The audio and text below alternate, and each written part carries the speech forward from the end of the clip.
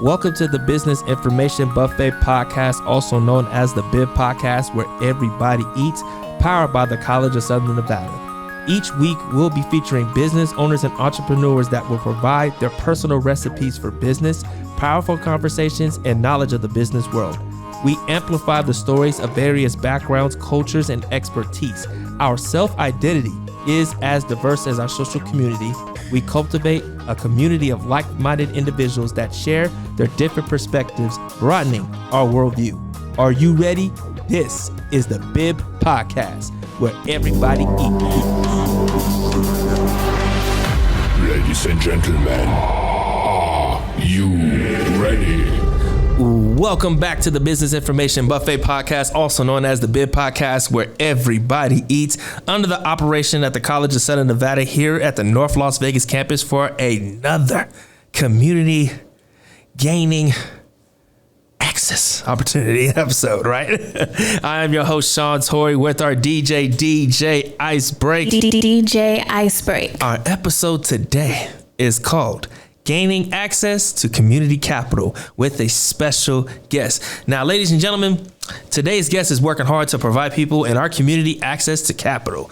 Our guest today is the Executive Director of Access Community Capital, Inc., a community loan fund providing affordable capital to small businesses located in Nevada. Access to Community Capital is a minority-led, mission-driven organization directed by entrepreneurs who understand the plight of business ownership. Prior to managing Access Community Capital, our guest was a visionary and founder of Eclipse Theaters. The black-owned, the only, let me make sure that's clear, the only black-owned luxury movie theater that was located in the country, okay? And it was happening to be here in Las Vegas, okay? In 2016, our guest built the 72,000 square foot facility as an upscale movie dining experience in Las Vegas, which was phenomenal. Come on, I used to love it. Ladies, gentlemen, and they, without further ado, the access to your community growth. I want you to hear that again. The access to your community needs. Okay? The access to your community capital, the Executive Director of Access Community Capital, Nick Steele. What's up, sir? How you doing, sir? Good, man. How you doing today? Perfect. You like the introduction? Yeah, man. That feels like I need to go like in a boxing match. Hey, come on now. Listen. Hey, MGM, Boxing Entertainment, if y'all watching, I can do it. I can do it. But, man, Nick, please, before we get into your businesses and what you've done, please tell the people about yourself. Hey, Tori, glad to be here, man. I love what you're doing. Thank you. I'm a fan of the show. Thank you. A fan of like learning about all the businesses. You know, it's a great opportunity to be here. Thank you. You know, like I guess in general, I'm an entrepreneur. I'm an investor. My sole purpose with Access Community Capital is really just to kind of even the landscape, right? You know, I want to even the sides. I think there's a lot of people out there that don't get a fair shake when they go to banks, when they go to financial institutions, and especially for our community. You know, and so I have some insight, some experience. I just want to share it with others. Okay. No, most definitely. So let's talk about Access Community Capital. What's your experience with opening Eclipse Theater, right? How was that experience operating that, starting and building it from the ground up, preparing you to do Access Community Capital? Yeah, great question, man. I'm a firm believer that no matter what your path is, everything that you do before kind of leads you to the future, right? So everything is a stepping stone. So when I used to, even before Eclipse Theaters, I used to invest in businesses that my friends started. And, I was kind of just like that silent partner, watching them grow, helping them on the way. And with Eclipse Theaters, that was kind of like my baby, right? So I got to raise money and go through that process. I got to go to banks and, kind of get denied along the way and go through that process, and then operating it. It was interesting. Eclipse Theaters was this huge, massive facility. We're making a good, decent revenue year over year. But we still couldn't get a credit line from a bank, and so it was interesting. I felt like if a business like ours that is so significant for the community and so significant in terms of making revenue, can't go to a bank and actually get, a minimal credit line. Like what does that mean for smaller businesses? And so when I was running Eclipse, I actually had the idea of either starting a bank or like going through the process of starting some sort of institution so I can help, others that are going to be going through the same situation. And now forming Access Community Capital, I've got the experience, the finance background, and I've got the background of running a business and starting a business and raising capital. And now it just gives me better insight. So when I talk to other business owners, I know exactly what they've gone through. I know what they're going to go through. Right. So I could give them that helpful advice along the way. But then I could also not make our criteria look like a bank, right. Institutions that they're not gonna, they're not gonna be treated, the same as if they came to us. So that's exciting, man. It's good to kind of change the game a little bit. Come on, man, talk about it, sir. I love it. So and then these experiences, right? Because I know you no longer own Eclipse Theaters, but still benefit because you're still in the community, still in the Las Vegas community, helping other businesses flourish, right? Can you think of a time where you planned something and it didn't go accordingly? Like, how did you make it work? Yeah, I think it happens all the time. I was just having a conversation this morning with somebody, and they were talking about what their plans were, and how things didn't manifest how they wanted it to. But I tend to approach things. If you understand that things aren't going to go as planned, then you're never surprised, right? Right. I tend to go into situations, with a plan of how to get there, but then also knowing that things are going to change. And so I usually go into it thinking about 2, 3, 4 different ways that it's going to come out. So I call it I live in the future, right? So if are you a fan of Marvel and the multiverse? I am, definitely. All right, cool. So there's multiverses that are out there, and so all those multiverses are your different options, right? Yeah. You choose to do one thing during the day, or you choose to do another thing that same day, right? Your outcome is going to be different. And so I usually plan out my businesses that way. And so with a good example is with Eclipse, right? 2020 came around, everything shut down, and I had I didn't think that was going to happen, but it gave me the opportunity to figure out, okay, what's next, right? I could have sat there and kind of lamented in the fact that things are shut down, and I could have been like, what are we going to do? And, been balling, at home by myself. But, that's not me. But then 2,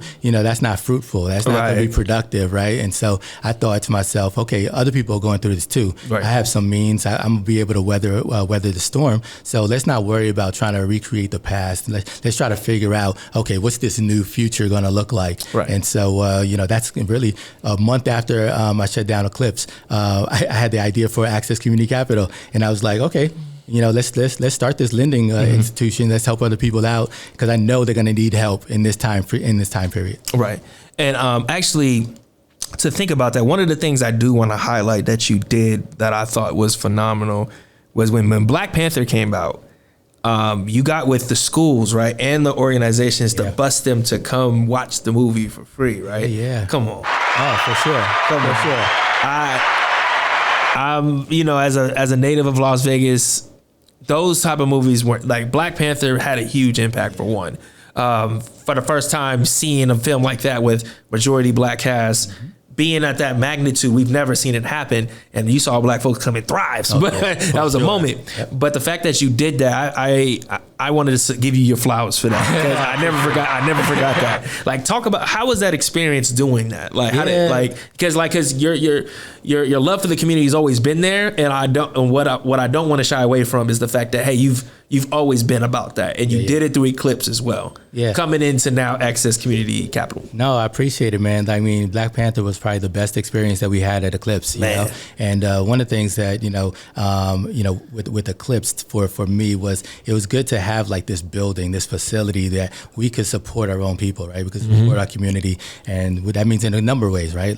We're hiring people that look like us. You know, we're working with business owners that look like us. We have a community space where if you're a nonprofit, we can support you in different ways. You definitely have. The Black Panther experience for me was, it was like that one opportunity to really show what we could do. And so you look at it from a movie standpoint, predominantly black cast, predominantly, in back of the camera, it's also, Yes. it was predominantly black produced. And, you had, all of the people behind the camera that were predominantly black as well. And then the people that were coming out were so proud, man, people dressing up in suits and coming out. And then when we had the opportunity to actually work with the school system and bring kids out, like for me, it's like, you could have your own path and you can do, you could be successful, but if you're not reaching back and not showing people like, what that path could be, it's a little self-serving, right? So my staff at Eclipse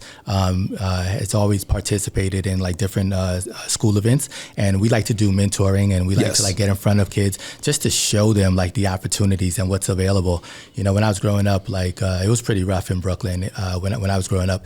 And we didn't really have that many opportunities to see people doing different things. And so your mind is limited. So I feel like, I've gotten a good experience being able to travel, being able to work on Wall Street, being able to, open up a theater, being able to like do a lot of different things. I want to show other people, that those things are possible. And so bringing the kids there was an opportunity, not just for them to see a movie, because before every movie, we would talk about entrepreneurship, and we would talk about like the importance of owning our own building and owning our own space so that we could support each other. And so it was just a good opportunity just to be in front of them, and they loved it, man. Seeing little kids, man, like just be excited and in that space, it's kind of unforgettable. No, yeah, because I remember that day, and the second day really was my first. Actually, no, it was second, because I think it was before or after.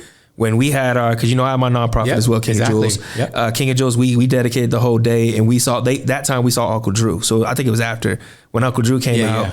You took time out, you and your staff talked to these young gentlemen about ownership, and I remember their face were like, man, this is owned by. They were all like, this dude owns it. Like I remember they were before we watched the movie, they was just like, I just can't believe, this is someone black owned who looks like me, talks like me. Owns this. And you, from the time we came and pulled up in the charter bus to when you last left when you gave them the great speech at the end in the charter bus, that was the best part of that highlighted as well, was going to Eclipse. And just to see you continuing giving that passion, working with the Urban Chamber, working with SBA, I just want to salute you, man. You're doing great things. Well, I'll tell you this, man. It's like, it's no different than what you're doing, right? Like, we're trying to highlight our people, right? We're trying to give people a platform and trying to make them as successful as possible, right? And so when we are able to see some success ourselves, we need to be shining a light on it and showing other people that it's possible. And for me, like, I want all of us, to be super successful, to make a lot of money, because that's the only way for it to filter down into our community, right? We can't be happy and all be poor. It's not going to work. That's not going to work at all. We need to support each other. We need to build each other up. We need to make sure we're all being as successful as possible, so that it can filter down into our nonprofits and filter down into our communities. And so when we can do that, then it comes full circle. I love that. See, he's giving y'all some of that recipe. That's what he's giving y'all, ladies and gentlemen. So my next question for you are, what are some things that have you experienced that could have worked out in theory but didn't go that way in practice? Oh yeah, I'm hitting you with these questions, sir. Seriously. These are the questions they weren't sent to me beforehand. Right? No. We want them to just be authentic. Nothing too hard, nothing too crazy. As I said before, things don't always go as planned, right? If I come give you a specific example, right? I will stay on the same topic, right? Yeah. Eclipse is a good example, right? I thought my original plan for Eclipse was to build this one location and then to build other locations across the country. So my thought was to actually build a chain of these, right? So that we could have a black-owned establishment across the country that we could have different events, to house. And so, for example, if there's a black producer or a writer that wants to do a movie, and they can't get a distribution deal, with a major film company, then now we have a black-owned chain that's across the country. We can have our own distribution, right? And so we can tell stories about us without having to, alter that story, for the big screen, or alter it because, your studio partner wants you to do that. And so I still think that's something that, is needed and necessary that's out there. But then when things, kind of like, shifted for me, it's like, you can't stick to, what your idea was, because, maybe like, the plan, for you is a little different. And so you just got to make sure that you're excelling and no matter whatever your path is. And so I think for me personally, I'm going to rock with building this lending company and building it, taking it as far as I can.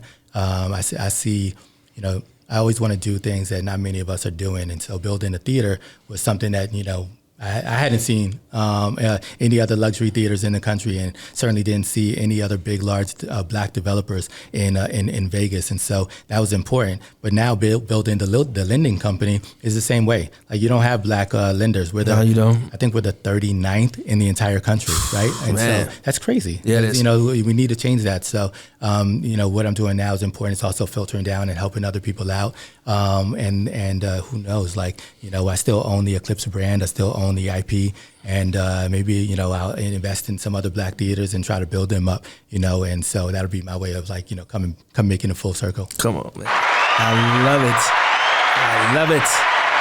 Thank you for giving us that recipe. Like all these lessons that really help build this. But, I hate to have to do this. Are you ready for what's about to happen? You're making me nervous. You're making you nervous? Making me nervous. I got to put you in a hot seat, good sir.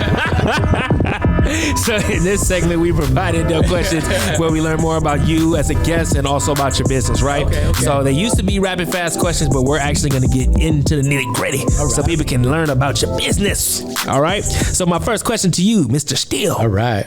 Where did the name Access Community Capital come from? Ooh, all right. So I'm a lyricist, right? Like, okay, come on.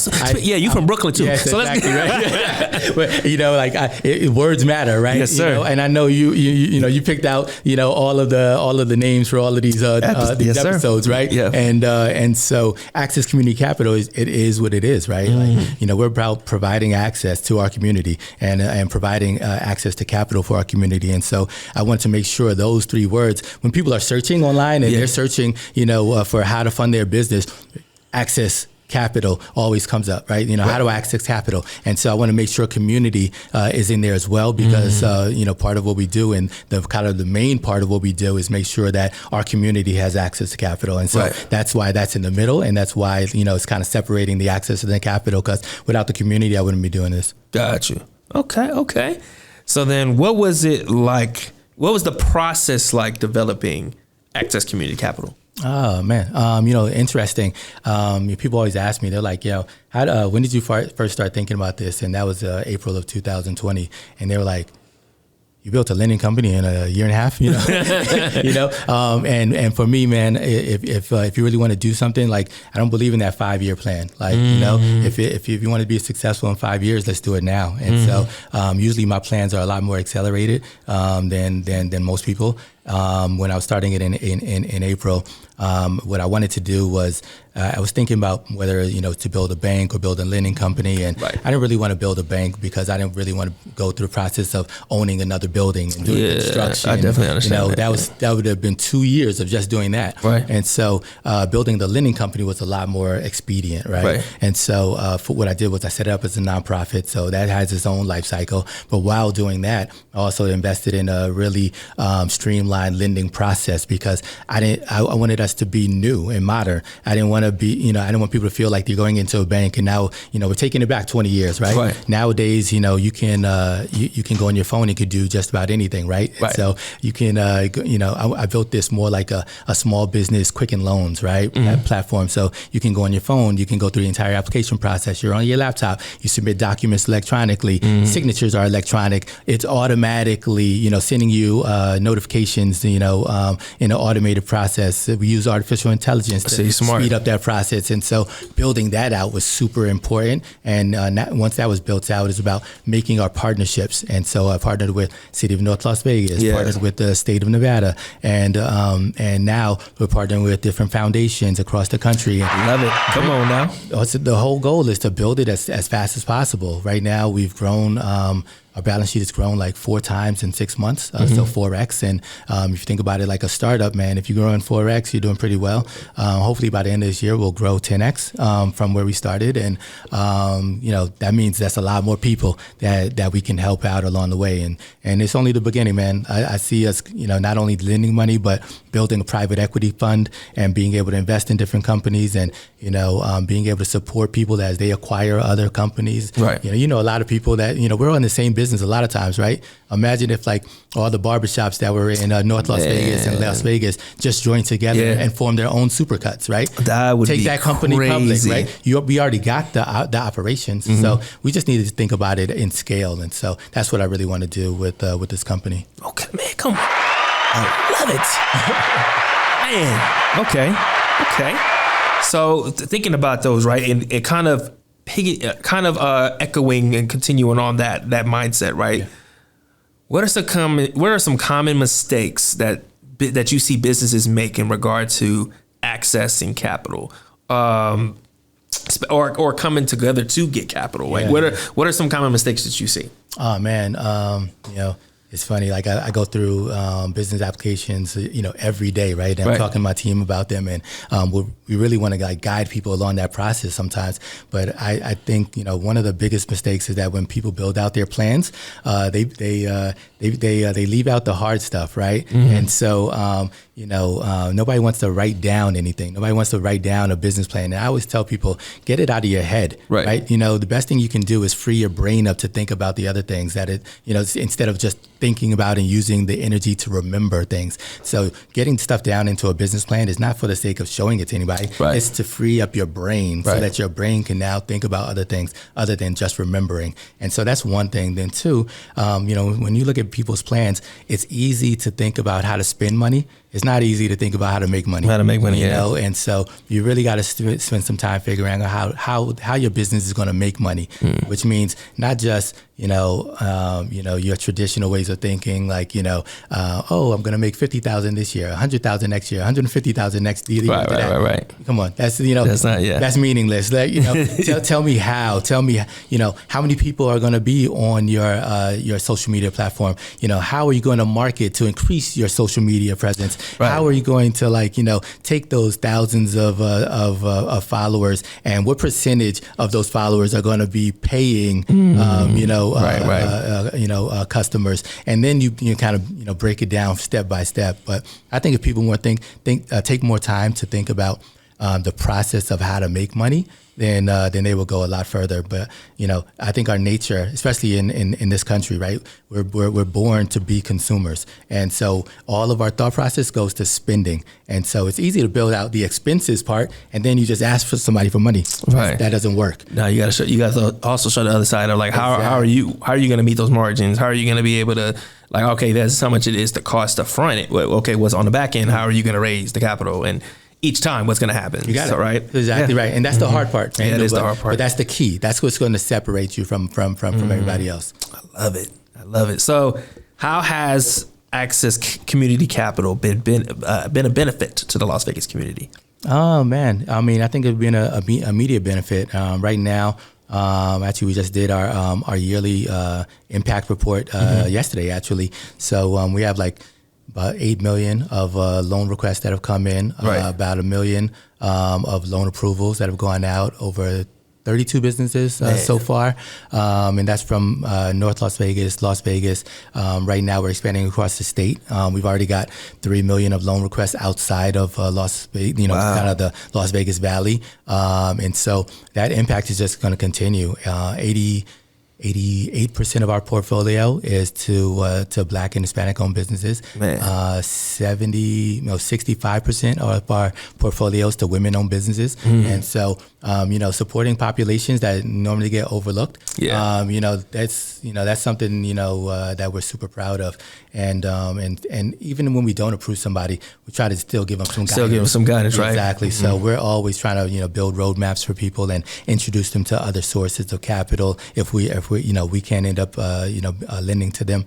And sometimes, we send people over to like different grant opportunities and other things like that. So even if they don't end up becoming part of our portfolio, we still want to help them out. Man, I love it. That's truly beneficial. Yeah. Make sure you check them out, ladies and gentlemen. We're going to do the social handles at the end of the episode, don't you worry. All right. So how has the transition been from Eclipse Theaters to Access Community Capital? Oh man, it's been smooth. It's smooth. Good. Yeah, I love it. Owning a business is tough. I founded Access, so that's tough too, right? Right. When you build something and you're there, for Eclipse, for example, just like other business owners, usually you're there like 16, 20 hours a day, right? Right. And so for me, what I'm doing now just gives me a lot more freedom of time. So I'm able to, really like maneuver a lot easier as opposed to being tied down in one location. Right. That's a big difference for me. Big difference. I get to like see my kids a lot more. So that's important too. Yeah. And for them, they saw me when Eclipse was like just a dirt lot. So they saw the entire process of building it. And then they used to walk through, they used to help me count money, they saw the entire process of operating it as well too. And still now with the lending company, they get to see me supporting other businesses. And so, you can't really replace that either. It's like full cycle, right? Full circle, man. I love it. Man.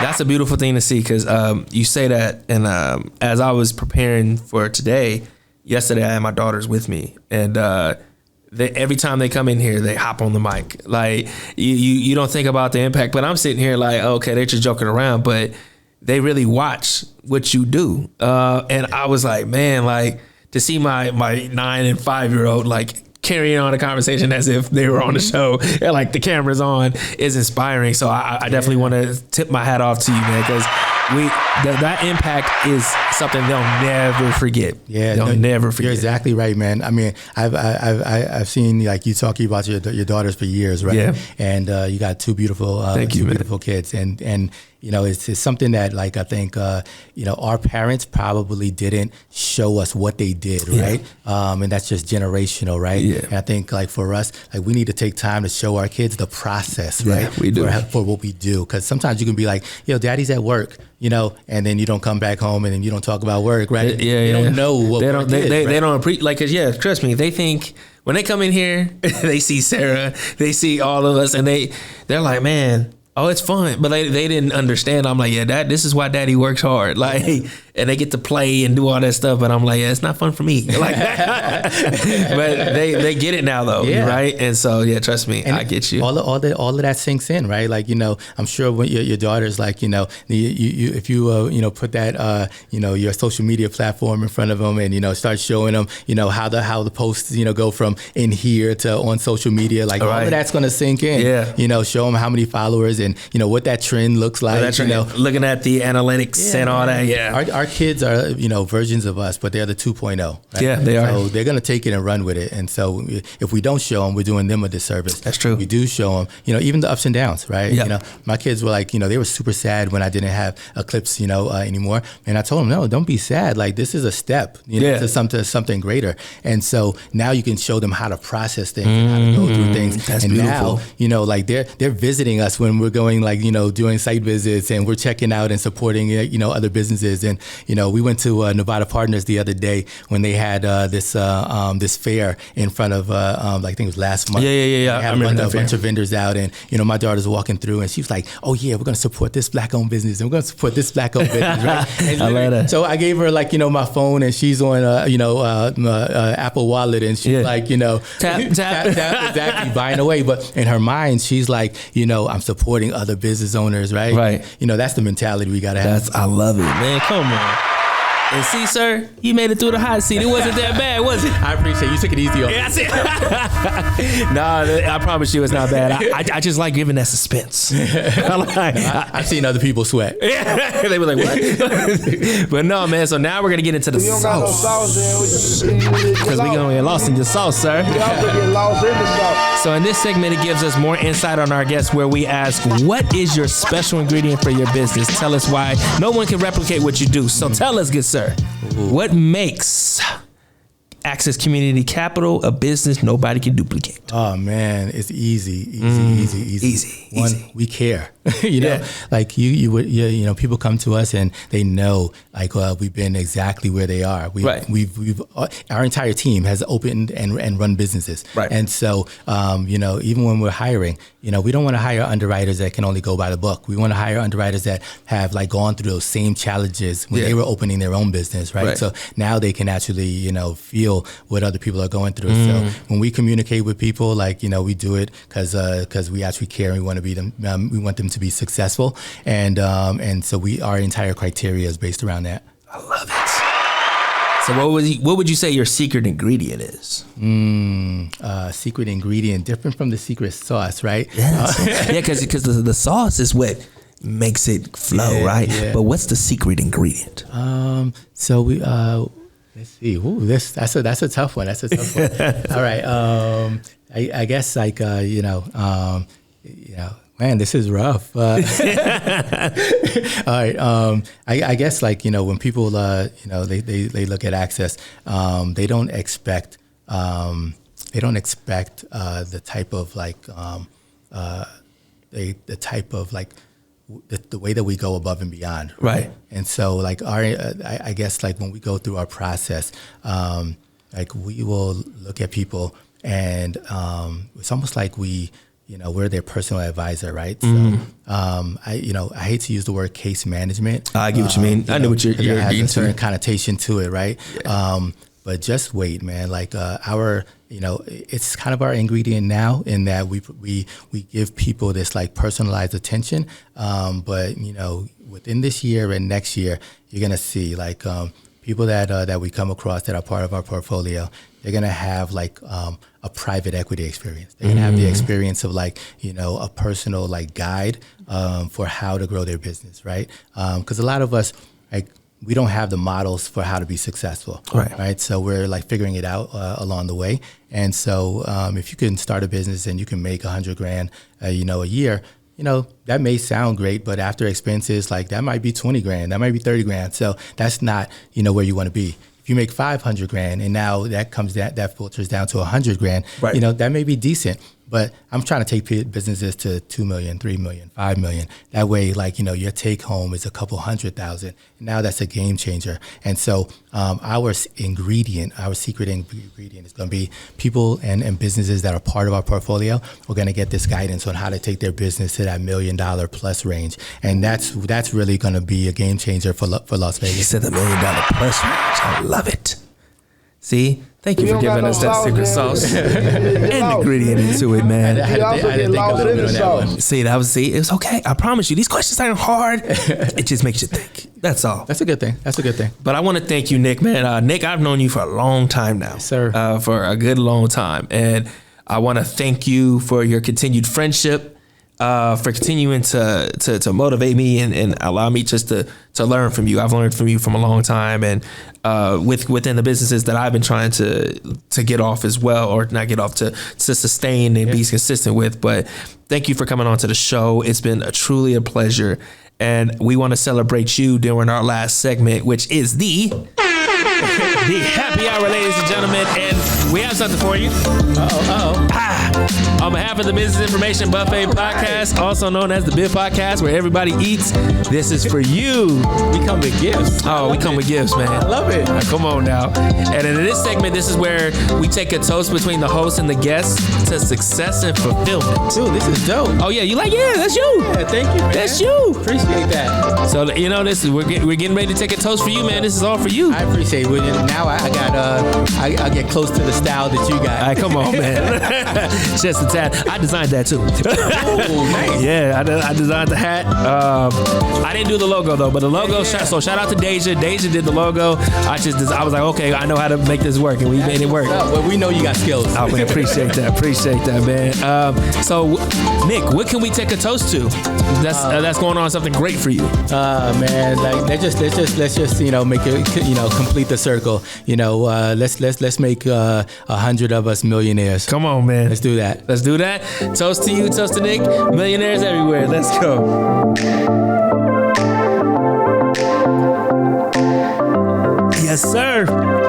So, Nick, please tell people where they can find you, where they can find a company.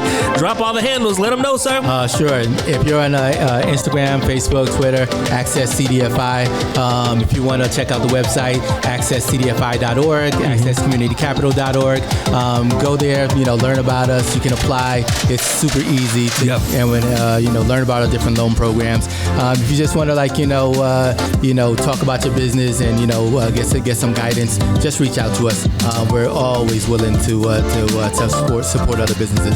Thank you so much. Please make sure you follow. Make sure you find them, get access to them. Also subscribe and like our the Business Information Buffet podcast. You can find us on Instagram, the.bib.podcast. Also find us at the Bib Podcast on Twitter, on YouTube, Anchor, Apple Podcast, all of it. Follow us, ladies and gentlemen, and thank you so much for tuning in with us.